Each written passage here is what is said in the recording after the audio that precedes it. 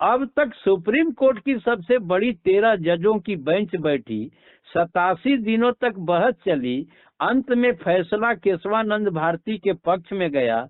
संविधान निर्माता वही वर्ग, उसने मूल अधिकारों के रास्ते धर्म और संपत्ति को अपने कब्जे में कर लिया। वही शासक वर्ग है, उसी का कंट्रोल है। हर जगह धर्म और संपत्ति का फैसला तो उसके पक्ष में होना ही है। वंचित वर्ग को ये बात गंभीरता से समझनी चाहिए कि अनुच्छेद 31 जो संविधान निर्माण के समय खंड 19 था, इस पर संविधान सभा में कोई बहस हुई?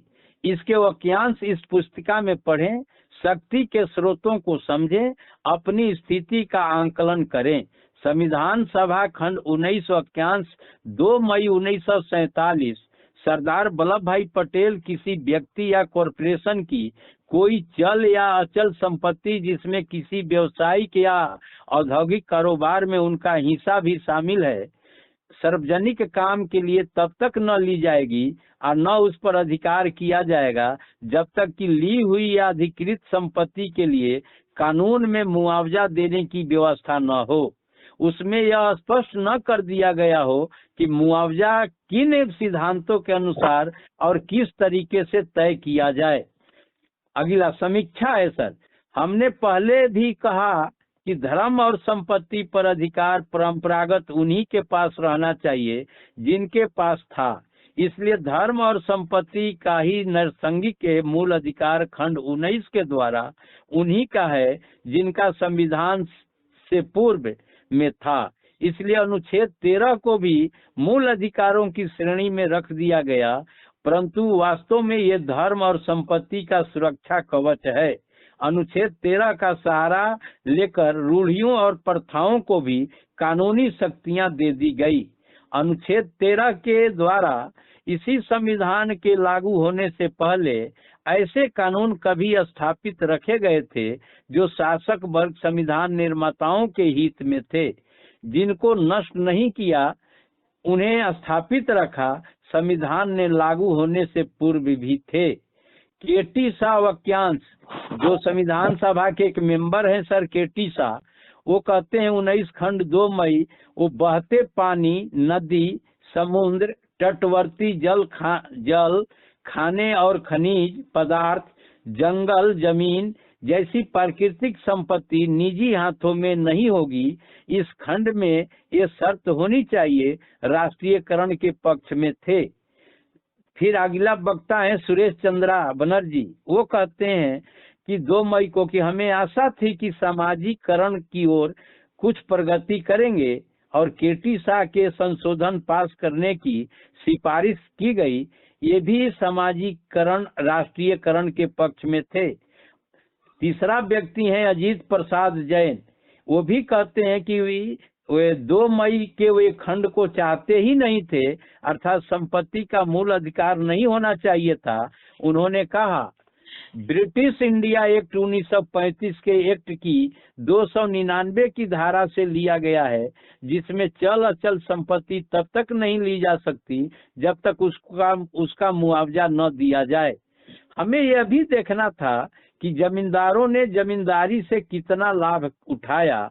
उन्होंने कहा कि कुछ जमींदारियों इसलिए बनी थी 1857 अंग्रेजों की मदद के लिए बनी थी, ये देश के लिए गद्दारी थी। उन्होंने कहा कुछ जमींदार तो अपनी इच्छा अनुसार मुआवजे की रकम के लिए फेडरल कोर्ट बना जाने की भी सोच रहे हैं।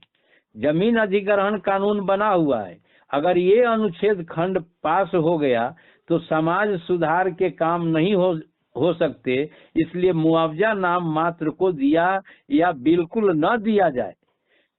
श्री आर के सिंघवा भी कहते हैं सर कि 2 मई को व्यावसायिकाएं प्रांतीय असेंबली जमींदारी और जागीरदारी को समाप्त करने की तैयारी कर चुकी है और वे नाम मात्र का या बिल्कुल भी मुआवजा नहीं देना चाहती, तब उस खंड के पास हो जाने से मुआवजा देना पड़ेगा। इस खंड के पास करके जनहित की उपेक्षा करके उच्च श्रेणी के लोगों की सहायता करेंगे।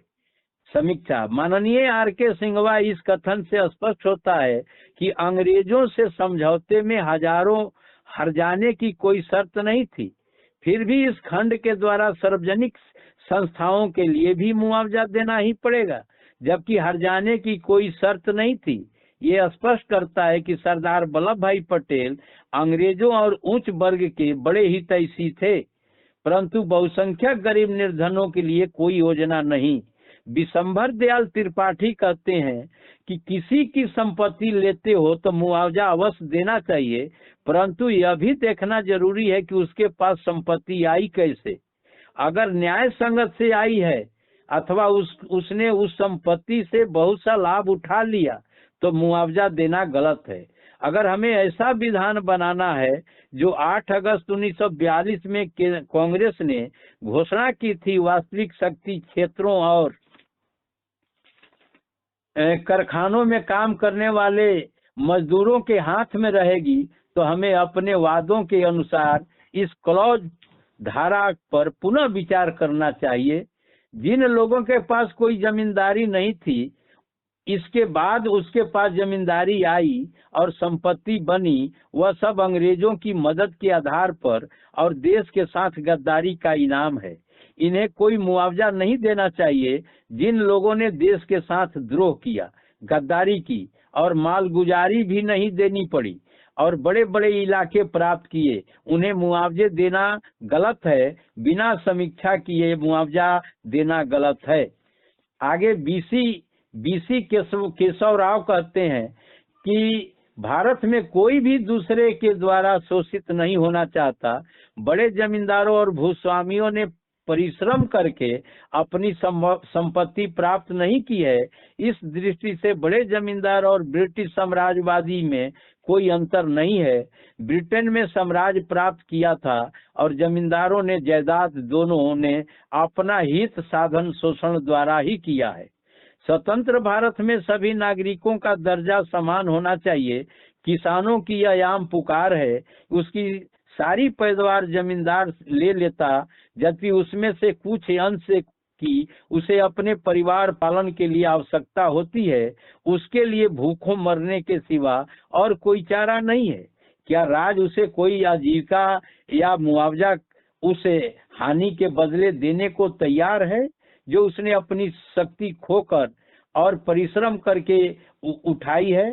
परंतु अगर जमींदार किसानों का खून चूसकर धन संग्रह करता, तो यदि जमींदार अपनी जायदाद का एक भाग सार्वजनिक हित के लिए खो देता है, तो राज उसके लिए मुआवजा देने का विचार करता है।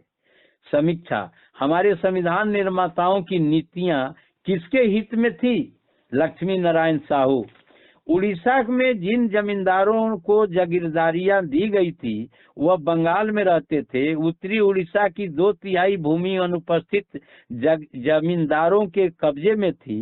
जो जमींदारियां खरीदी, उनकी अच्छी कीमत भी नहीं दी। जिन्हें अप्रत्याशित संजोग या दिन दहाड़े डाके द्वारा ऐसी जमीनें प्राप्त हो गई थी। जयपुर जमींदारी सारे कोरापुर जिले में है, जो उड़ीसा के 6 जिलों में एक है। यह एक करुणाजनक बात है। यह जमींदार 16,000 रुपया में सालाना सरकार को देकर इस जमींदारी से 16 लाख रुपया सालाना की आमदनी करता है। श्री फूल सिंह जी कहते हैं, अगर दफा 19 पास कर दी गई तो फिर इंडस्ट्रियल का नेशनलाइज करना नामुमकिन नहीं तो बहुत हद तक मुश्किल हो जाएगा। माननीय श्री सरदार वल्लभ भाई पटेल कहते हैं कि 1 वर्ष में सारी जमींदारियां समाप्त कर दी जाएगी। Hello sir. हाँ जी मैं सुन रहा हूँ। समाप्त कर दी जाएगी। विभिन्न प्रांतों में वर्तमान कानून के द्वारा जमींदारियां समाप्त की जा रही है। यह न्याय संगत या काफी मुआवजा अदा करके किया जा रहा है। केवल जमीन देकर लोगों को जमीन ही नहीं, कितने ही अन्य चीजें भी प्राप्त करनी होगी और राज इन चीजों को मुआवजा की रकम देकर लेगा। संपत्ति प्राप्त की क्रिया पहले से मौजूद है। हमें ये विचार करने की जरूरत नहीं है कि जमींदार भूतकाल में देशभक्त रहे हों या खतरनाक। अथवा कुछ और, यह सब बातें अप्रासंगिक है। हमें भूतकाल की ओर देखने की जरूरत नहीं है। ये खंड पास कर दिया गया। उपरोक्त वाक्यांश के में जो माननीय सदस्यों ने संविधान सभा में बहस के दौरान संपत्ति के मूल अधिकार के विषय पर अपने अपने विचार व्यक्त किए थे, संविधान सभा की डिबेट को पढ़ना चाहिए। धर्म मूल अधिकारों की श्रेणी में क्यों? हर व्यक्ति धर्म की शिक्षा घर में माँ बाप से प्राप्त करता है। धर्म को मूल अधिकारों की श्रेणी में रखना कोई राजनीतिक उद्देश्य तो नहीं। चूंकि राजतंत्र के समय अकेला राजा सारी संपत्ति का मालिक होता था, जनता विद्रोह न करे इसलिए वह धर्म का प्रचार करता था। ईश्वर ने हमें शासन करने के लिए पैदा किया है। जनता भी अपने लिए ईश्वर से प्रार्थना कर सकती, मन्नतें मांग सकती। इसलिए राजा धार्मिक स्थलों का निर्माण करता था, लेकिन अधिकार अपना रखता था। धर्म और संपत्ति उसके शासक बने रहने के लिए शक्ति के स्रोत होते हैं।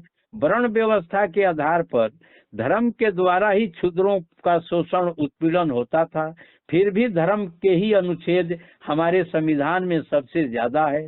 इस प्रकार धर्म और संपत्ति इन दोनों को ही अनुच्छेद संविधान निर्माता राजा महाराजा अथवा संपत्ति और मंदिरों के मालिक और हिंदू धर्म के उच्च जातियों और उच्च वर्ग के लोग, सेठ साहूकार जमींदार उद्योगपति पूंजीपति के ही हित साधक है। इन्हीं के द्वारा पहले के भी शासक थे और आज भी लोकतंत्र के नाम पर वही शासक था, क्योंकि उन्हीं का संविधान सभा में बहुमत था। उपसंहार इस खंड 19 को ठीक से समझें कि एक तरफ बहुसंख्यक जनता जिसकी कोई भागीदारी नहीं, दूसरी तरफ अल्पसंख्यक शासक वर्ग ने संविधान और संवैधानिक संस्थाएं अपने हित में बनाई, इसलिए वही शासक वर्ग शासन कर रहा है। जबकि सरकार को चुनने बनाने का काम बहुसंख्यक शासित वोटर वर्ग करता है जो सत्ता से वंचित है। इसका मुख्य कारण ये शोषित वर्ग अपनी राजनीतिक चेतना से अज्ञान है। इस वंचित वर्ग को अपनी राजनीतिक चेतना के आधार पर जाति और धर्म से मुक्त होकर अपनी राजनीतिक पार्टी बनाने की आवश्यकता है, तभी यह शासक वर्ग बन सकता है। यही संदेश दिया था बाबा साहब डॉक्टर अंबेडकर के भाषण संग्रह 18 के वॉल्यूम में 95 पेज मजदूर और संसदीय लोकतंत्र। उन्होंने यही कहा है कि शासक वर्ग शासित नहीं रहना चाहता और शासित वर्ग शासित ही रहना चाहता है, किसी और के द्वारा नहीं, अपनी ही चुनी हुई सरकार के द्वारा, क्योंकि वो भूल जाता है कि सरकार उसकी नहीं है। शासित वर्ग की अपनी राजनीतिक चेतना पैदा करनी होगी, तभी शासक वर्ग बन सकता है, परंतु जाति और धर्म का कोई स्थान नहीं होगा। सदियों से ये छोटा सा वर्ग धर्म के द्वारा, धर्म के नाम पर शासक था, देश की आजादी के नाम पर शासक बना रहा, परंतु वंचित गुलाम बना रहा। देशी शासक के द्वारा फिर संविधान का निर्माण भी इसी प्रकार किया कि वह वर्ग शासक है, परंतु वंचित वर्ग का कोई स्थान नहीं। अब वंचित का संकल्प है कि वह शक्ति नहीं रहेगा और शासक बनेगा, वह शासित नहीं रहेगा, वह शासक बनेगा। हमेशा देश भारत रहेगा। डॉक्टर राजाराम। बोलिए सर। आपकी बात पूरी हो गई? जी सर, पूरी हो गई। तो हमको कितना मिनट देंगे? अब आपको तो मैं समय तो मैं नहीं दे पाऊंगा आपको, आप स्वतंत्र हैं सर। एक्चुअली हमारी बात पूरी होती नहीं है और नया प्रश्न आ जाता है, तो मैं आपसे इजाजत चाहूंगा। मैं अब कोई प्रश्न नहीं करूंगा सर। ठीक है जी। पहले तो जितना भी अभी आपने आलेख पढ़ा है जी राजाराम जी का, जी, तो क्या मैं ऐसा मान लूं कि राजाराम महाविद्वान आदमी हैं और संविधान सभा के लोग सब बेवकूफ लोग थे? ऐसा तो उन्होंने नहीं कहा है सर। नहीं, इतनी टीका टिप्पणी संविधान पर और सारी जिनका टिप्पणी किए नाम रह करके किए हैं सर। ठीक है ना। हाँ, अगर वो चाहेंगे तो मैं आपको भेज दूंगा उसको, आपको मैं दे दूंगा उन हर एक व्यक्ति का टीपा टिप्पणी। नहीं, मैं इस बात की कह रहा हूँ, जी ये सारी बातें ये संविधान सभा में रख दी गई, जी और उसके बावजूद भी जो कलेक्टिव संविधान निकल कर आया जी वो इस रूप में निकल कर आया। तो राजा राम जी उसी पीड़ा को लिए बैठे हैं और हमसे इलाज चाहते हैं। तो राजा जी। राम जी आजकल ज्यादा विद्वान है और संविधान सभा के लोग बेवकूफ थे।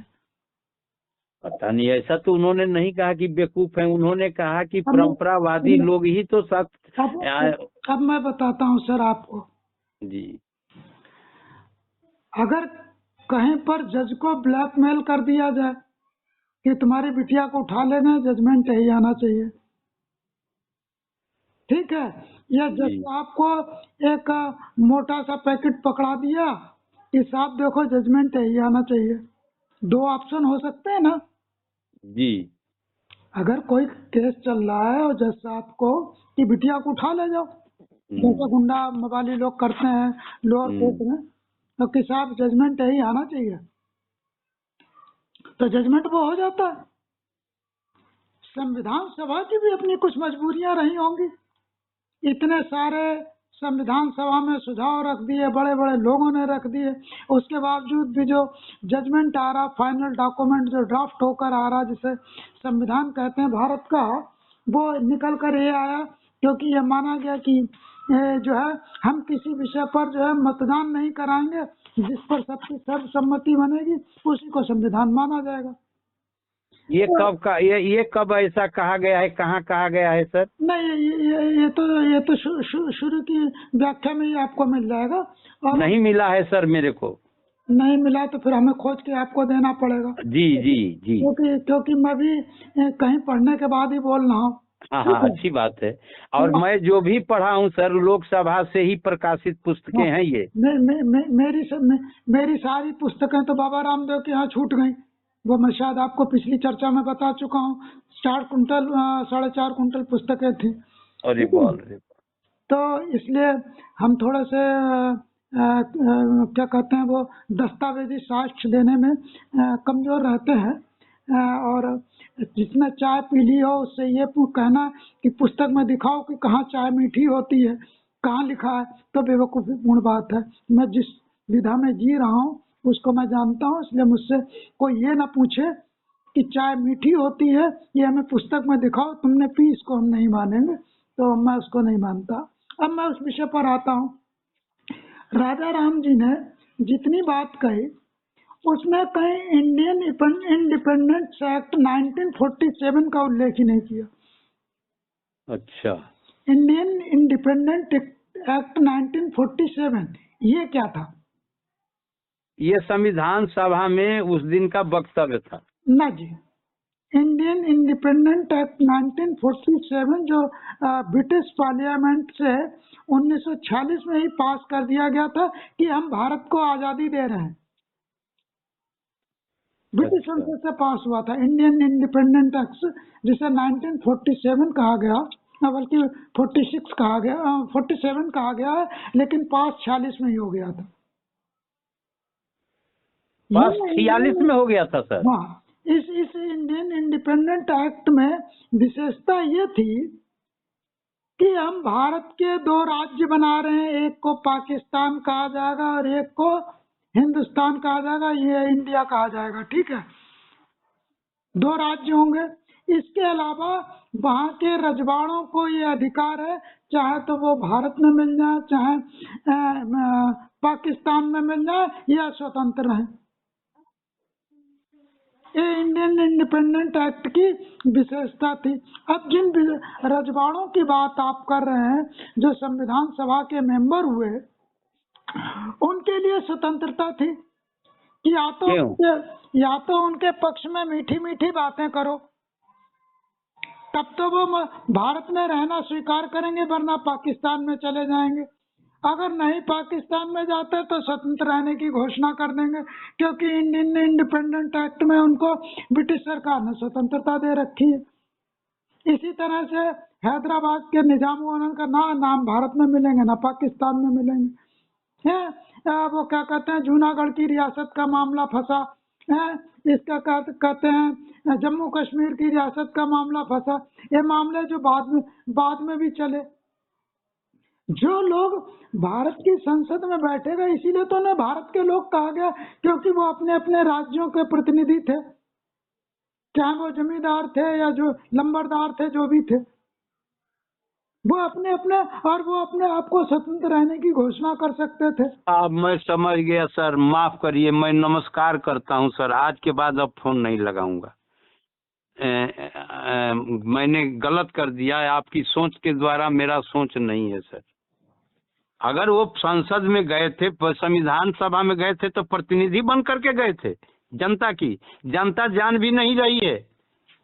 माफ करिए सर, आप अपना वक्तव्य अपने विचार हिसाब से दे देते हैं, वो ठीक है, लेकिन ये कहीं से तुक नहीं पकड़ रहा है। वकील साहब, आप इंडियन इंडिपेंडेंट एक्ट सुनिए ना, आपने कह दिया कि संविधान सभा में जो लोग थे वो जनता के प्रतिनिधि चुन करके गए थे। अब इससे बड़ा झूठ क्या होगा? अरे आप इंडियन इंडिपेंडेंट ना, आपने जो कहा है अभी आपने कहा, सारी बात मैं आपका स्वीकार करता था। अभी आपने कहा कि संविधान सभा में जो लोग भी गए थे वो जनता के प्रतिनिधित्व करने के लिए गए थे। तो फिर 7 लाख गांव के एक भी जनता नहीं जान रही है कि संविधान सभा का चुनाव भी हो रहा है। आपकी बात पूरी हो गई क्या सर? नहीं तुक धर रहा है सर। हो सकता है कि हमारी सोच गलत हो, हम आपको नहीं कह सकते हैं, लेकिन मैं आज आपसे बड़ा दुखी हो गया सर। आपको दुखी होना पड़ेगा। हाँ, सही बात है कि हम लोग कमजोर आदमी, गरीब आदमी दुखी ना होंगे तो क्या होंगे? क्योंकि आप ऐसे आलेखों को पढ़ रहे हैं जो तथ्यात्मक नहीं है। अच्छी बात है सर। अगर ये पढ़ने योग्य नहीं है तो मैं आपको कहिए तो इस पर एक हम लोगों के लिए आप अपने स्तर से एक हम लोगों को नकली FIR कर दीजिए सर। हम भेज देते हैं, इस पर FIR करवा दीजिए एगो, ताकि हम लोग इसका पर्दा जज के सामने में भी देने के लिए तैयार रहें कि बताओ जज साहब, यह अन्याय कैसा है, ऐसा है, क्यों हो रहा है। महेंद्र जी सर, आपसे एक ही प्रश्न किया कि क्या आपने इंडियन इंडिपेंडेंट ना, आपने तो फिर वो नहीं मैं जानता था तो आपका बात सुना, लेकिन आपने कहा कि संविधान सभा में जो जहाँ के थे वो अपने जनता का प्रतिनिधित्व में गए थे। ये बात तो बिल्कुल यहाँ आकर के फंस गई ना सर। इंडियन इंडिपेंडेंट एक्ट के अनुसार ही आपकी जो संविधान सभा बनी और उसके बाद जो तो मैं कहाँ कह रहा हूँ वो बनी है, तो मैं तो कहा कि 11.5% लोग ही वोट डाल करके भेजे हैं, और उस समय में 35 करोड़ की आबादी थी भारत की। अब देखिए, और वो जो बहुसंख्यक लोग वंचित रह गए सर, देखिए जो कुछ जानते नहीं है कि हमारे देश में संविधान भी बन रहा है, उसका प्रतिनिधित्व ये कैसे कर रहे हैं? देखिए सर, आज से 75 साल पहले जी संविधान सभा बनी, वो ना तो महेंद्र जी की इच्छा से बननी है, न कमलेश मित्रा की इच्छा से बननी है। ना वो तो ठीक है, लेकिन आपने तो कहा ना सर, ये उसमें एक शब्द जोड़ दिए ना कि ये लोग प्रतिनिधित्व करने, अपने लोगों का प्रतिनिधित्व करने के लिए गए थे। जनता तो जानिए नहीं रही है ना, जनता वोटे नहीं डाली है, जनता चुन करके भेजी भी नहीं है, और ये ना जनता के हमदर्दी भी हैं, ये तो अपने संपत्ति बचाने के लिए लोग गए हैं ना। जनता के प्रतिनिधि कौन थे? कहाँ कोई था संविधान सभा में? बताइए, एक भी नाम बता दीजिए कि जनता के प्रतिनिधित्व करने वाले ये लोग थे। अरे बाबा साहब कौन थे? बाबा साहब को तो भेजा लोगों ने, तो जनता ने तो वोट नहीं डाली है ना सर। वही लोग जो हैं 11.5% में, वही लोग ना वोट डाले हैं,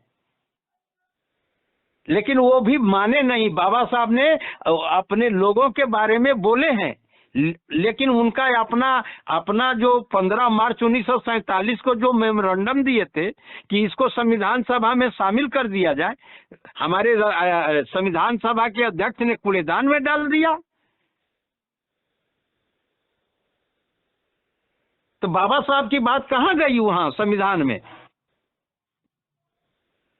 बड़ी दर्द होती है सर। हम ऐसे ही नहीं कहते हैं कि ये हो क्या रहा है। जब आप जैसे मान लीजिए सुप्रीम कोर्ट में आप रात दिन मेहनत कर रहे हैं, वहाँ पर बैठे हैं, देश दुनिया और कानून के आप विशेषज्ञ हैं, और आपको अभी तक सही जानकारी न हो सर, तो दुख तो और न होगा हमको। अरे साहब महेंद्र जी, बड़ी दुख हुआ आज सर। अरे महेंद्र जी, जी जो जी, आप न जी ना लगाइए, आप महेंद्र कहिए सर। मैं आपसे आग्रह करूंगा कि हमको आज आपसे बड़ा दुख हुआ सर। ऐसा है जी राजा राम की जो पीड़ा है, हाँ, उनकी पीड़ा नहीं, भारत की जनता की पीड़ा है सर। नहीं, ये राजा राम की पीड़ा और राजा राम के मन का जो क्या कहते हैं फितूर, अच्छा, मन के फितूर को देश का फितूर नहीं बनाया जा सकता है। ये आप कुछ भी कह लेंगे सर। ठीक है, वो ये नहीं कहते हैं कि हमारी आप मानिए, वो तो हम कह रहे हैं कि सवाल है। इसीलिए मैंने आपसे पहला प्रश्न ये किया इस संदर्भ में, हाँ, कि राजा राम बड़े योग्य व्यक्ति हैं और संविधान सभा में बैठे हुए उस समय के लोग सारे बेवकूफ थे। तो बता दीजिए, उस समय संविधान सभा में बैठे हुए लोग थे तो गरीबों के लिए कौन सा तोहफा दिए? और जबकि सारी बातें संविधान सभा में रखी जा रही हैं, तो बाबा साहब क्या बोले हैं और कि ये मूल अधिकार नहीं है, ये राज की कानून है। उसके बाद जो है कलेक्टिव डॉक्यूमेंट निकल कर आ रहा है। तो वो वाला हमको भेजिएगा सर, वो वाला हमको भेजिएगा जरा, जो कलेक्टिव डॉक्यूमेंट है उसको जरा हमारे पास थोड़ा सा, उसका अगर जो खर्चा होगा बोलिए, मैं दे देता हूँ सर। लेकिन बेयर एक्ट संविधान का उठा लो भाई। तो संविधान का बेयर एक्ट तो मैं ले लिया। अच्छा, तो ये काम करेंगे सर, मैं आग्रह करूंगा आपसे, हो सकता है मैं तो जानकार उतना नहीं हूँ, क्या आप हमारे साथ एक दिन या 2 दिन क्लास लेंगे सर? किस चीज का? इसी बेयर एक्ट पर, इसी कानून पर, इसी पर हम और लोगों को बुला लेंगे।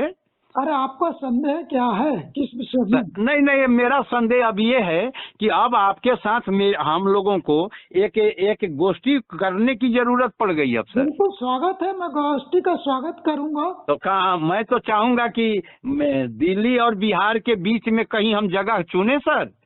कहीं पर आप जगह चुन लें, जहाँ आप चुनेंगे वहाँ हम उपस्थित हो जाएंगे।